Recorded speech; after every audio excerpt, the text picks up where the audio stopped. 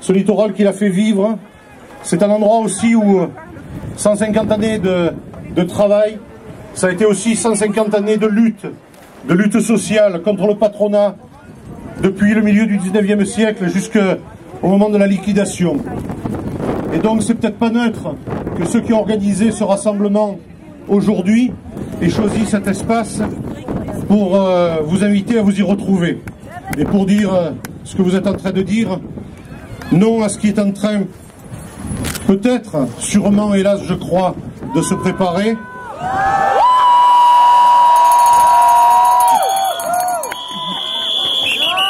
Bien que j'ai cru entendre à la radio hier, ou peut-être même, oui, hier, que ça serait plus à l'ordre du jour. Ne baissez pas les bras, ils nous mentent.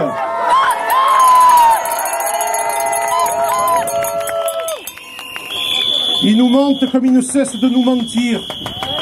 Ici, à votre place, il y a quelques mois, on était aussi des milliers pour défendre notre maternité. Vous avez fait une grande bouée humaine, on a fait un grand H comme au hôpital. Ici, au même endroit, ils sont en train de liquider tout l'édifice qui fait la cohésion sociale de cette République. Alors bien sûr, vous êtes nombreux autour du projet de dire non à la recherche et à l'extraction de gaz de schiste et puis en mer, juste là, en face de moi, sur ce grand espace où on veut rechercher sous l'eau, enfin au fond, du pétrole. Bien sûr, j'aimerais aussi qu'on arrive à être aussi nombreux quand il s'agit, c'est le maire d'une ville pauvre, de la plus pauvre de ce département qui vous parle, qu'on arrive à être aussi nombreux pour d'autres enjeux comme le droit au travail, comme le droit au logement. Ici, à la Seine, vous êtes dans la seule ville du coin qui respecte la loi solidarité et renouvellement urbain. Bravo!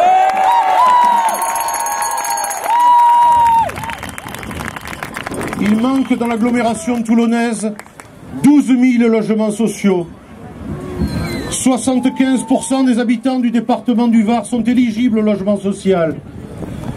Contrairement à l'image qu'on peut avoir, je dis ça pour ceux qui viennent d'ailleurs. Alors si ici, ça doit être, sur cet espace des anciens chantiers navals, le lieu de retrouvailles de ceux qui veulent rester droit debout comme républicains, qui veulent dire non à ce qu'on est en train de démanteler, que nos anciens ont gagné, ont sué avec du sang et des larmes. Ceux qui ont fondé les valeurs de la société sur laquelle on s'est construit, au-delà des sensibilités politiques. Je pense à ceux, par exemple, qui ont établi le programme du Conseil national de la résistance, qui ne prévoyait pas qu'on allait faire des trous pour faire chercher du gaz de schiste. Si ici on peut se retrouver encore, comme aujourd'hui, nombreux, toujours plus nombreux, eh bien, sachez que vous êtes chez vous pour le faire. Merci. Merci la Seine-sur-Mer. Alors maintenant, la deuxième paragraphe, si vous voulez. Nous allons faire monter les délégués des collectifs locaux de toute la France qui étaient rassemblés hier à Ops lors de la réunion de la coordination nationale. Alors messieurs les délégués qui étaient présents hier à Ops, je vous en prie, montez sur scène. Messieurs et mesdames. Et mesdames, pardon, mesdames. Mesdames, messieurs.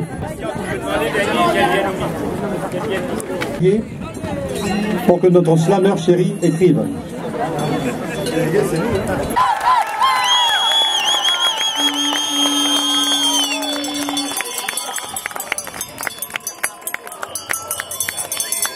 Moi je suis comme Drucker, j'ai mes petites fiches. Bernard Duvigant est appelé. Bernard Duvigant. Où est-il? Il est là. Il est là. Il arrive, il va être là. Voilà, il arrive.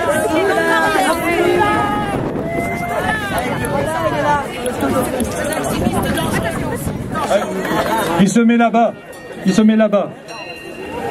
Alors maintenant, on va appeler Estelle. Estelle, je t'en prie.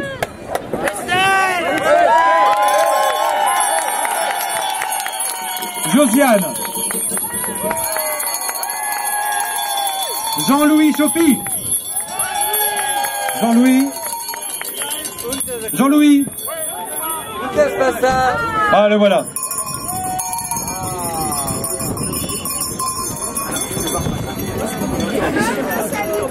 Et Michel Berthelot, bien sûr. Michel.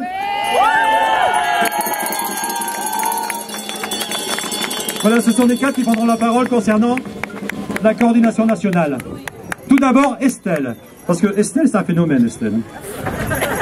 Tout passe par elle, et si elle n'était pas là... Non, non, c'est pas vrai, c'est pas vrai. Nous sommes tous égaux dans ce collectif, coordination nationale. Alors Estelle, elle vient du Cosméjean. Alors le Cosméjean, les Français sont hyper forts en géographie. C'est quoi le Cosméjean? C'est où le Cosméjean? Oui, mais en France, géographiquement. Alors, géographiquement, le Cosméjean, c'est une petite île qui est coincée entre les gorges du Tarn et les gorges de la Jonte, qui est donc entre Millau et Mende. Et c'est à 130 km à peu près de Montpellier. Et c'est le plus beau pays du monde. Voilà. Donc c'est en Lozère. Ah, c'est en Lozère. Voilà, voilà, voilà. Et maintenant, bon, vous allez dialoguer entre vous sur la coordination. Et tout d'abord, Estelle, une coordination nationale, c'est quoi? Ça sert à quoi? Donc déjà, la coordination nationale, ça n'existe pas. Les collectifs de France sont tous invités à se rendre aux rencontres des collectifs en coordination nationale, ce qui est un petit peu différent dans le système. Donc en fait, on se rassemble, on se réunit, on discute, on échange, on débat, on échange nos actions, nos informations au niveau juridique, au niveau de l'actualité. Chacun gère un peu son permis. Et en fait, on est vraiment un espace de proposition, puisqu'on ne prend pas de décision. On fait des propositions et les collectifs les reprennent à leur compte ou pas. Ils sont libres de venir échanger, ils sont libres de venir donner ou de venir prendre, c'est pas un problème. Voilà, donc hier on était en rencontre pour la 11e rencontre quand même, puisqu'on se réunit depuis Villeneuve-de-Berre, c'est-à-dire depuis février 2011. Et c'est à chaque fois, franchement, là encore hier, en plus avec l'accueil des Varois. Bravo les Varois! C'était magnifique, c'est magique, c'est toujours des moments intenses, épuisants, on est crevé, on n'en peut plus, mais bon, on échange des choses énormes. Et ce qui est encore plus important, c'est qu'on échange, on fait des choses, on fait du travail, hein, on écrit des textes, on fait des communiqués de presse, on fait des lettres d'interpellation des candidats, mais surtout on échange au niveau humain. Et ça, c'est important. Et à ce sujet, j'aimerais vous lire un petit texte que nous a écrit Gilles, qui nous a accueillis au restaurant. Alors on va le lire avec De Salerne, Gilles De Salerne, restaurateur bio qui nous a régalé hier soir. Ouais. Et on va le lire avec... Ouais, allez Gilles. C'est un texte qui exprime un peu la magie de ce qui se passe quand on se réunit. Oups là. Je sais. Ah, plus fort. On dit toujours que je crie trop fort, donc je vais y aller doucement. Mettez-le par terre peut-être. Donc je vais le lire avec mon amie Sandrine de Montpellier, qui était sur le même permis que nous à Nantes, mais qui ont maintenant du travail sur le permis pleine du Languedoc. Alors, à mes sœurs, à mes frères, à vous qui êtes venus réchauffer nos cœurs, nourrir et soutenir nos esprits dans cette épreuve. Bienvenue et merci de votre chaleureuse présence dans le Var. Aux efforts militants engagés, on vous rétorquera que la contestation est bien facile et même vulgaire. Les colibés et étiquettes méprisantes pleuvront. Écolo, bobo, activiste, énergumène, uluberlu, 68 arts, anarcho-rétrograde, oups. En un mot, excité et irresponsable. Majesté. Terroriste. Juste d'horizons spirituels et sociaux divers, nous relevons le gant de cette violence institutionnelle et marchande. Ce qui nous blesse et nous rassemble, c'est bien la conscience, intime ou raisonnée d'une prédation légale. Ce qui est programmé est tout simplement, encore une fois, un plan à mise à sac de notre planète. Oui. Exact.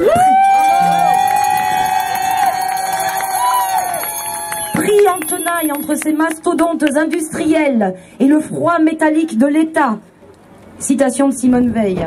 Nous sommes quelques poignets, ça et là, œuvrant à main nue et à la force du poignet. Un essaim de collectifs soumis à l'épreuve du temps et des pouvoirs. Remonter pas à pas à la source de la menace, jusqu'au secret de quelques lointains bureaux feutrés où se négocient des signatures, cela est légitime. Alerter l'opinion publique, les décideurs, sans lasser les esprits, ni affaiblir son message dans la durée, cela est un défi terrible. En cet instant m'habite ce beau et grave témoignage. Tous au Larzac. Ce qui me touche, et je crois doit nous éclairer, c'est cette coûteuse obstination des paysans du Larzac à faire émerger une intelligence collective.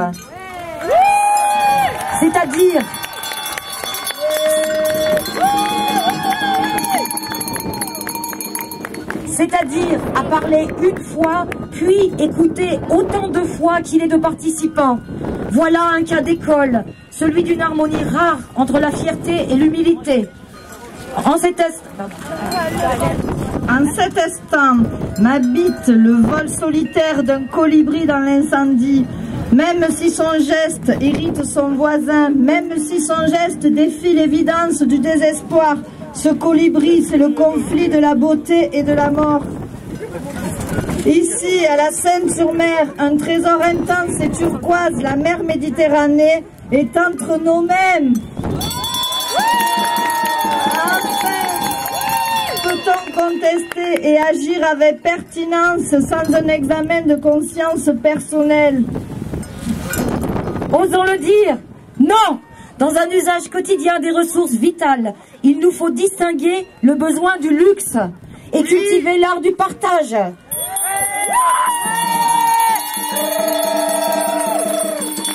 À chacun toute ma gratitude, une soirée joyeuse et réconfortante. Gilles. Gilles se rajoute, nos passaran, nos gazarans, ni ici, ni ailleurs, ni aujourd'hui, ni demain.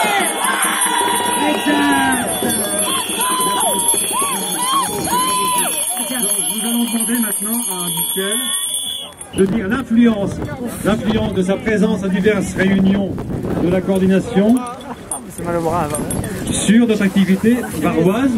D'accord. Bon, alors, moi j'ai pris conscience de cette coordination nationale en octobre à Nantes, dans la vallée de la Dourbie, qui est en dessous du plateau du Larzac. On a appris le jour de la coordination que le permis de Nantes était abrogé. À peu près ça. C'était au mois d'octobre. J'ai appris à cette coordination que l'arme des élus, c'était de prendre des arrêtés municipaux. On m'a dit à cette coordination que c'était une loi, c'était quelque chose qui avait force de loi en France. Et la preuve, c'est que Schumbark, qui dans un premier temps avait attaqué tous les élus qui avaient pris des arrêtés municipaux, a finalement retiré sa plainte, pensant qu'effectivement il n'allait pas gagner sur ce terrain-là. Donc, je suis revenu de cette coordination de Nantes. On a demandé aux élus du Var, en leur disant, voilà, nous, on vous a informé, nous arrêtons maintenant. Prenez vos responsabilités, vous devez prendre soin des habitants, vous devez, si vous voulez prendre soin de vos habitants, prendre ces arrêtés municipaux, et en particulier ceux qui concernent l'eau. À savoir qu'on ne puisse pas dans les réserves phréatiques de notre pays qui est déjà qui subit de grosses sécheresses d'une part, et d'autre part qu'on ne pollue pas ces nappes phréatiques. Eh bien, on a eu vraiment une surprise extraordinaire, ça s'est passé le 9 novembre. Et le 9 novembre, il y a 40 élus qui ont répondu à notre demande et qui se sont constitués en collectif, le collectif des élus du Var.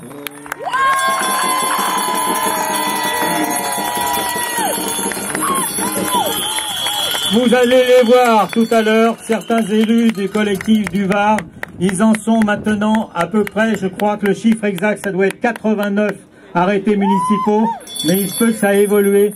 C'est aux alentours de 90 arrêtés municipaux. Ils ont demandé audience auprès du préfet pour les semaines qui suivent. Ils vont les déposer sur le bureau et lui demander maintenant, monsieur le préfet, qu'est-ce qu'on fait?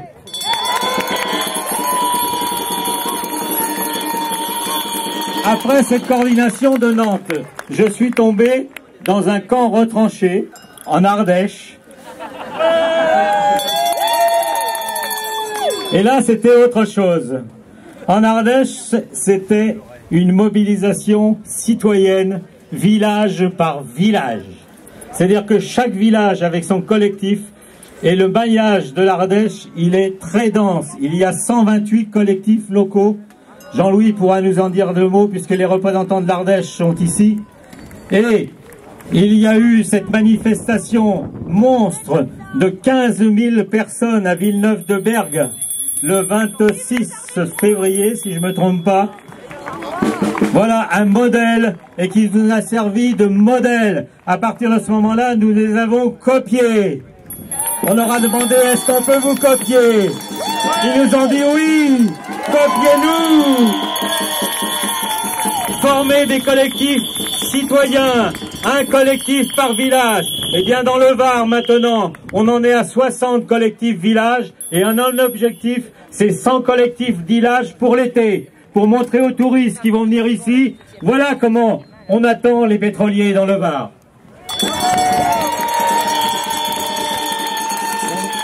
Merci Michel. Merci Michel. Il y a aussi le VIA. Alors là, VIA, qu'est-ce que ça peut bien dire? C'est encore une invention ardéchoise, je crois. De temps plus dans le VIA, vigilance, information, action. Seule la détermination et l'action payent. Nous l'avons vu avec l'abrogation des permis de Villeneuve-de-Berg, de Montélimar et de Nantes, dont vient de parler Michel. Quand notre président est venu se promener dans le Gard, et maintenant, devant notre action subversive d'aujourd'hui, ici à la Seine-sur-Mer, le même président vient d'annuler le permis de Melrose. Mais ne nous y trompons pas. Nous ne serons bientôt plus en campagne électorale. Total et Choupard vont récupérer leur permis.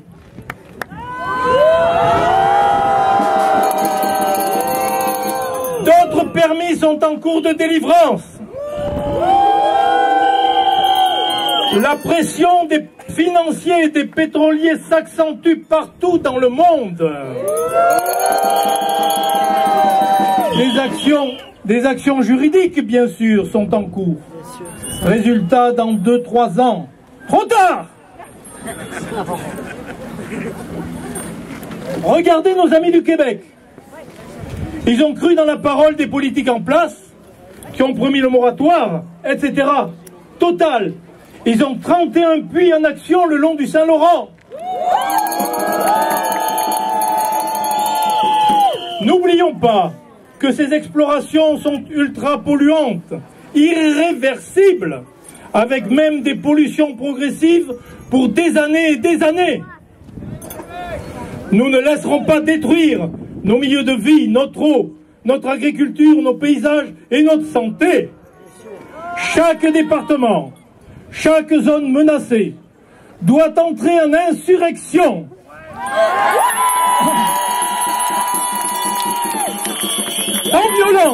Sans violence, mais en masse. Il faut partout organiser et rôder les pyramides d'alerte et de mobilisation pour bloquer les camions ou les bateaux des foreurs. Sans violence, mais en masse. La coordination nationale a décidé hier de constituer un schéma directeur pour aider tous les collectifs qui vont se créer ou qui sont déjà créés à organiser le VIA, Vigilance, Information, Action.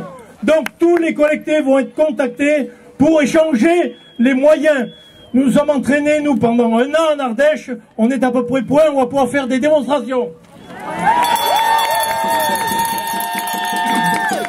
Mais une seconde mission nous incombe. Réfléchir sur notre consommation d'énergie et la fin prochaine, entre autres, des hydrocarbures.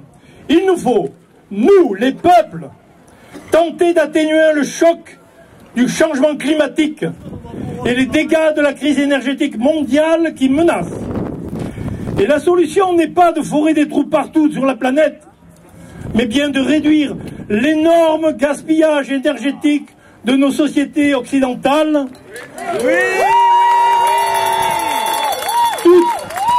tout en rétablissant le droit d'accès à l'énergie pour tous. Nous devons développer des débats et des actions d'économie d'énergie, d'efficacité énergétique et imposer le développement des énergies renouvelables en remplacement progressif de toutes les énergies fossiles et nucléaires.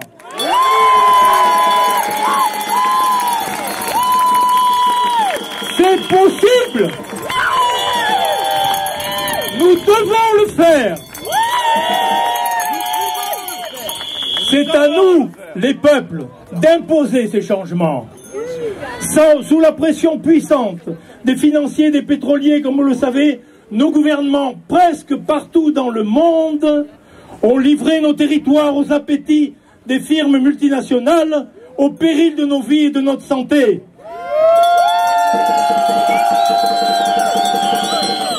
Notre avenir ne doit pas dépendre de la décision d'un petit groupe sur un sujet vital qui déterminera notre futur et celui de nos enfants.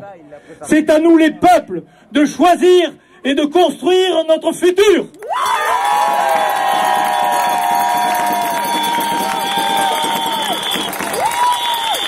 Qui a suivi justement la réunion de la coordination hier.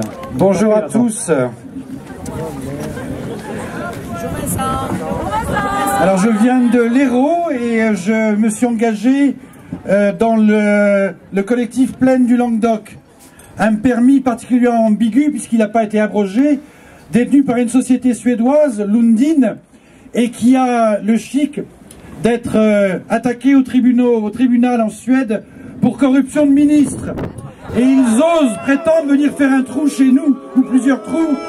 On va leur faire comprendre à ces Suédois capitalistes et foreurs comment on peut les recevoir.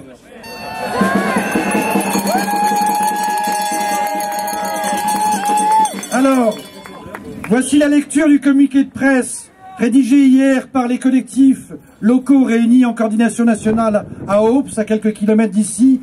Et merci à tous nos camarades du nord du Var de ce formidable accueil hier pour notre travail.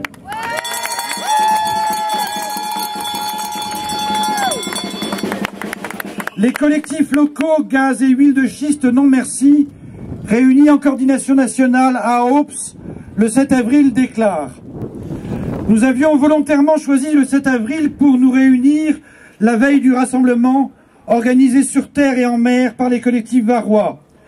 Nous prenons acte de la déclaration du candidat président de la République du 6 avril annonçant que le gouvernement refusera de renouveler le permis exclusif de recherche hydrocarbures Rhône-Maritime. Mais nous exprimons nos plus vives réserves quant à l'effet d'annonce en cette période électorale et nous maintiendrons la mobilisation après ce rassemblement.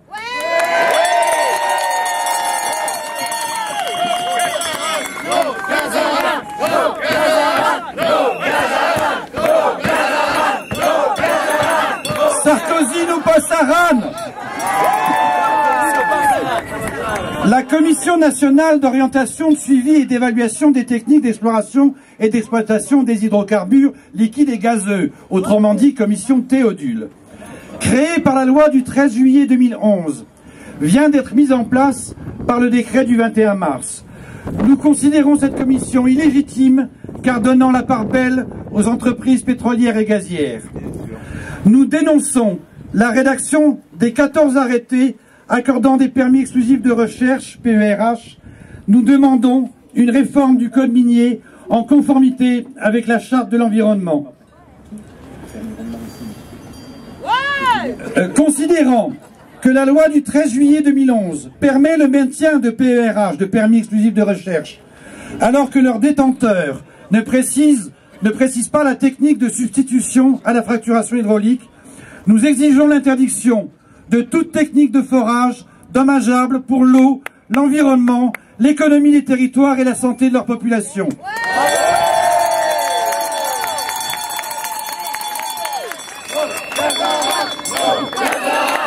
Nous proposons la mise en place d'un système de vigilance, d'information et d'alerte nationale, le VIAND dont on vient de parler, pour renforcer notre organisation. Ceci afin d'empêcher toute atteinte à notre territoire. Cette montée en puissance affirme notre détermination à la réalisation d'actions non violentes, de blocage ou autres. Nous sommes particulièrement choqués par l'avis de l'avocat général de la Cour de cassation visant à annuler la condamnation de Total dans l'affaire Erika.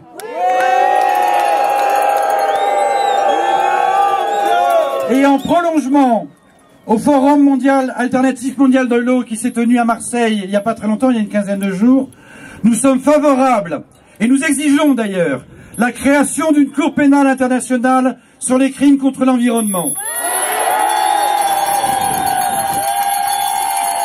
Et contrairement à ce qu'affirment certains que nous sommes des huluberlus excités et gauchistes, ni ici ni ailleurs, notre mobilisation est internationale. Partout se développent des résistances pour s'opposer à la recherche et à l'exploitation des gaz, huiles et pétrole de schiste et aux sables bitumineux, pour préserver les territoires et développer des alternatives. En Afrique du Sud, en Australie, en Autriche, en Bulgarie, au Canada, en Espagne, aux États-Unis, en France, en Grande-Bretagne, en Irlande, en Pologne et en Roumanie. Je vous remercie. Paragraphe, je vous en prie. On va laisser la place maintenant au permis Rhône maritime. Bon, c'est vrai qu'il a pris un bon coup dans l'aile. Et grâce à qui? Grâce à vous. À nous. Grâce à vous. À vous. Julien. Alors Julien Guimard. Je ne sais pas si Denis aussi. Christian, on propose avec la coordination de faire une réponse en direct à l'article courte sur l'article de ce matin de Var Matin. Voilà. C'est votre presse locale ici dans le Var. Donc dans l'article de ce matin qui était manifestement orienté, on signalait essentiellement d'abord donc la décision du président candidat donc de dire que ce forage donc en Méditerranée était une erreur, et après il y a un maire d'une seule tendance politique disant que c'était la preuve que le président de la République était effectivement soucieux de défendre l'environnement. Voilà, donc dans ce droit de réponse, j'insiste sur le communiqué de presse que vient de lire Vincent. Nous tenons à réaffirmer que nous ne sommes pas dupes. Si le candidat avait voulu nous démontrer son attachement à défendre notre environnement, eh bien, il n'aurait pas annulé 3 permis, mais les 84. Il en reste toujours 81, et tous ensemble, comme nous avons fait 600 km pour décorer cette retrouvaille de collectif, eh bien, dites-le avec moi, vous avez derrière vous l'une de ces banderoles, no Gazaran, no Passaran, ni ici, ni ailleurs. No Gazaran, no Passaran, ni